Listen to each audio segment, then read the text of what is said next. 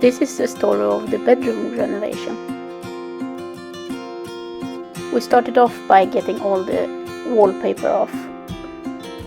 It was mostly loose, so I could just rip it down, and I could see there was generations of wallpaper left on the walls.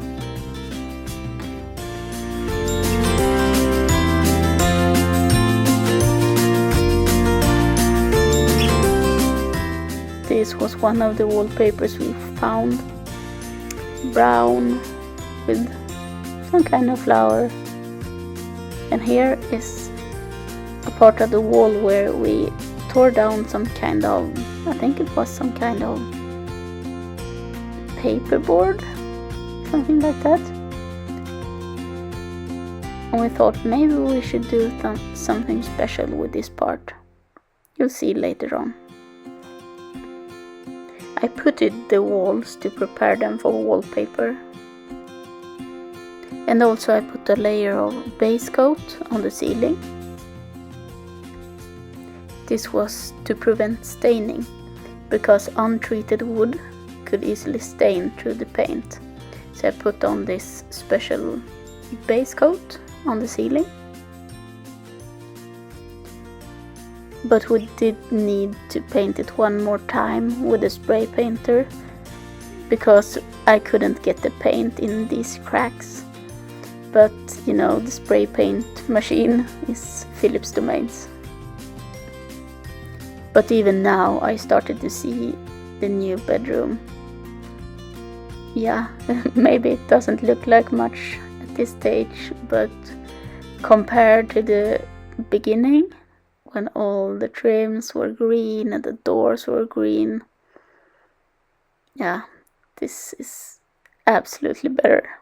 Or, well, it's well on the way to being better. Here you can see I only painted the doors once, but it's already much better.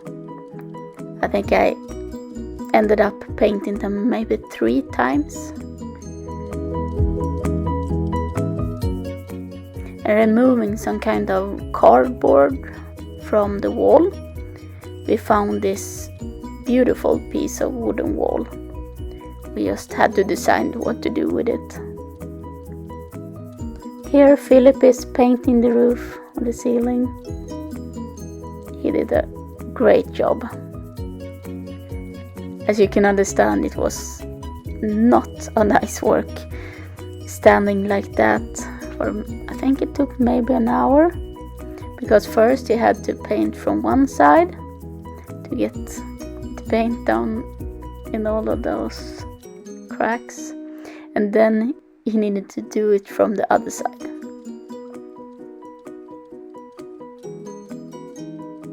Yeah, that's the machine.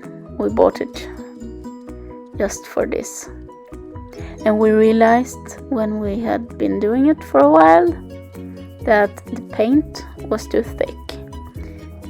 We had to mix it with water to get it to work with the machine. But in some spots we had to use a brush anyway.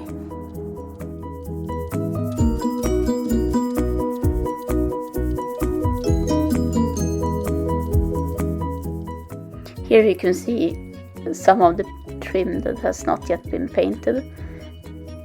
The green color. Now compared to the white part, it's clear how much difference it made.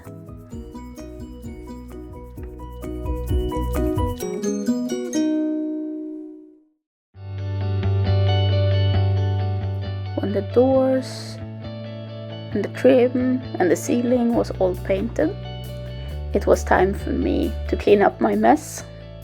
As you can see, I made a real mess. Well, when I was done cleaning all the mess that I made, it was time for me to start thinking about what I wanted to put on the walls.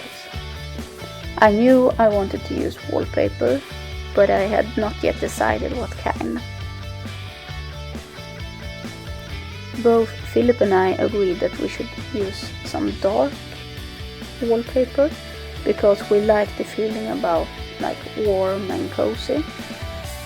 and the room is really big, so we thought it should be okay with a dark color on the walls. But first of all, I had to clean.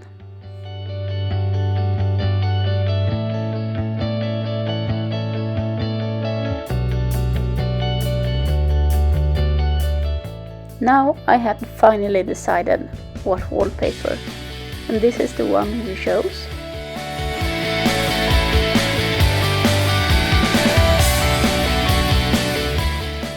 And believe me, I really regretted the choice many times. Still, we had not decided what to do with the wooden part of the wall. But I had an idea. I wanted to stain it to still keep the wood look, but to go with the warm and dark colors of the rest of the room. I was really happy with the result. Then I had done my part in the room, and it was time for the electrician to come in. We ordered him to put all black cables in the room to match with the rest, but as you can see, he put in white. I got home from work and saw that he had put white cables in the whole room. So we had to call him so he could come back and change it all.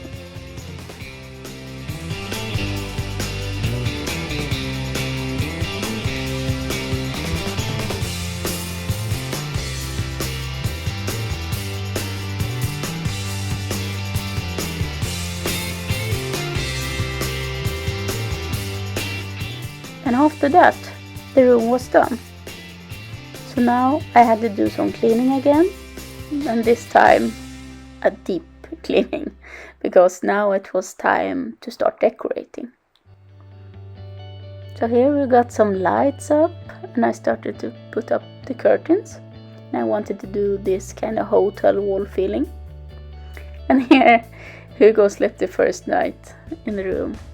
And we had to use this inflatable mattress to begin with, because we had ordered a new bed and it had not arrived yet. And one of the doors you have seen in the video is leading to this kind of walk-in wardrobe space. So I thought I should fix that too, because I've always been dreaming of a walk-in wardrobe, a walk-in closet. So this was going to be mine. So I painted all the shelves to make them a bit nicer, and also to have a smooth surface, because when you put your clothes on there, you don't want them to stick on the shelves. I sanded them off a bit and then painted them with a glossy color. And then on the other side, I started to paint all the trims around the windows and on the wall.